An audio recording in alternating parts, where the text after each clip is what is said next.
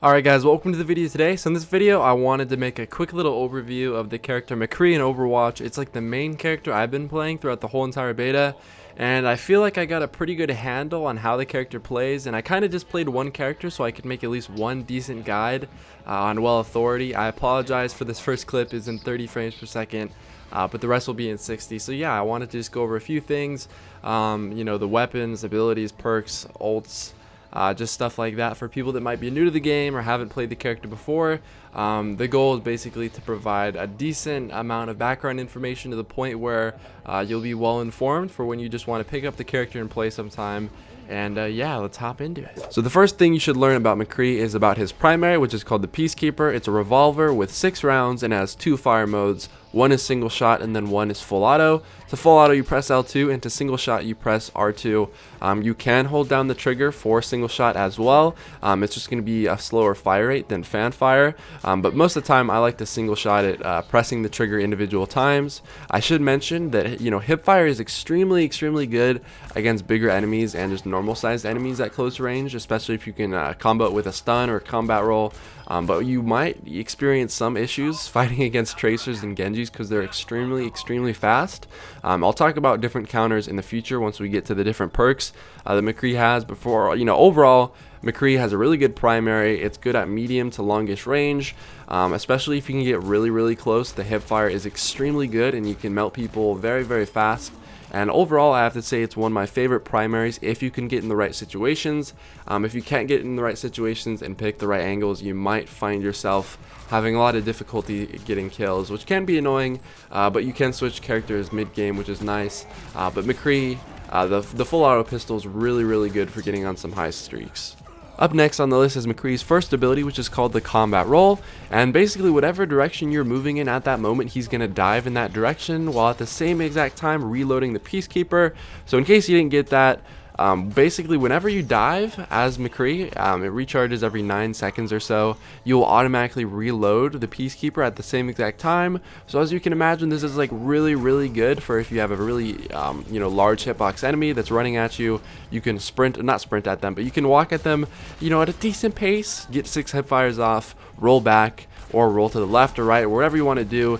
It messes them up a lot and they can't really hit you, and when you can spam off 12 hipfire shots with a weapon like a Peacekeeper that fast, it's really powerful, and most of the time in 2 bursts it will kill those bigger enemies. So it's something that you might not use on smaller to medium sized enemies, especially something like Genji or a Tracer, which I'll mention the next ability, which is the best counter to those characters.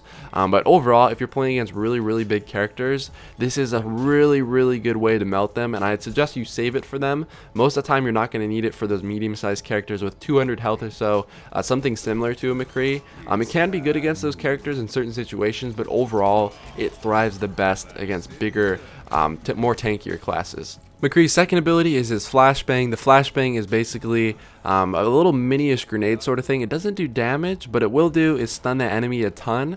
I should mention that the range is really bad on it, so you can't throw it like more than 7 feet or so. But if you know someone's gonna be right around the corner, if you can hear them, or if you're previously in a gunfight with them and you're going back to re-engage with them, if you throw one of these down, it's gonna stun them, and that basically makes them like a perfect just a big meat sack for you to hip fire the crap out of. That's what I enjoy doing the best, especially when I play against a Tracer or a Genji. Those characters are extremely fast, and most of the time, unless you're on PC or you have a really good aim on console, if you're playing against a good Tracer or a Genji, it's going to be really hard to hit them. But because they are going to be close, they're trying to get as close as possible to suit their abilities, which is the shuriken and the knives and stuff. They're trying to get as close as possible to you.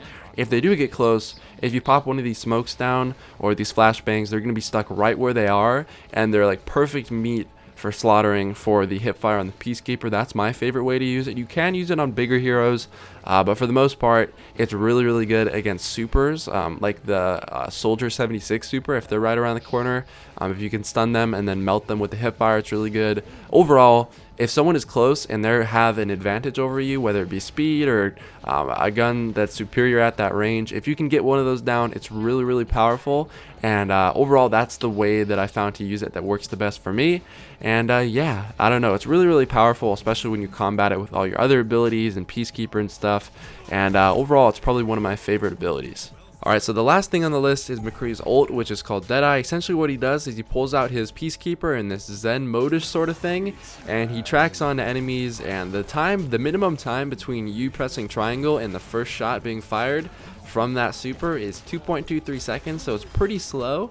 And what I've noticed is when I'm playing against really bad opponents that maybe aren't in a team or aren't experienced in the game at all or just aren't that good at it, it's really easy to play against them because they're gonna run out in the middle of nowhere even when I yell it's high noon, because it'll yell that every single time you pop your super. It's gonna yell it's high noon, and then everyone on the map knows if they hear that you have your ult up, and most often than not they're gonna hide, especially if you're playing against a good team.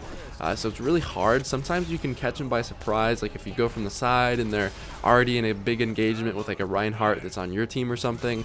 But for the most part, it's really hard to play against good teams and get multiple kills with it. Personally, I don't think they should change it, but a personal preference would be like if it locked on it like way faster but had a maximum of 2 people to lock onto. I think it would be a lot more applicable to like competitive matches or whatever, playing against really good people. But overall, I think it kind of balances it out. High kill potential, but can also have the potential to be, dumped on. You move extremely slow, and if someone runs up in front of you, you still have to take that 2 seconds or so to lock on and shoot to them. So you can't just like quickly try to kill someone in front of you when you have your super. So you do have to make sure you pop it in the correct place, or else you will get dumped on out of it every single time. It's happened to me a ton. I'll run a clip here where I activate it. I activate it in the wrong spot. You move extremely slow when your super is up, and overall it can be a big waste, but it can be 3, 4, 5 kills. So I like the super. Like I said, not as good against really good players, but still I think it rounds out the class pretty well, and it's a ton of fun to use. And overall, probably one of my favorite, coolest looking supers. I've always been attracted to that like cowboyish sort of feel, so I'm satisfied with it. And yeah, overall, ton of fun to play. Alright, so that does it for my beginner's guide to McCree. I've played around like 8 to 9 hours on him throughout the beta. I think the beta isn't over yet, but I've been playing a ton of him. He's been my main character, my main hero, and I thought that I knew a decent amount of him to the point where I could make a beginner's guide. Like I said, it's a beginner's guide. The beta has only been out for a few days.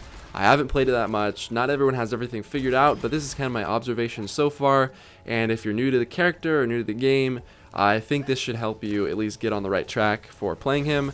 But I hope you guys enjoyed the video today, and yeah, I'll see you guys next time. Peace.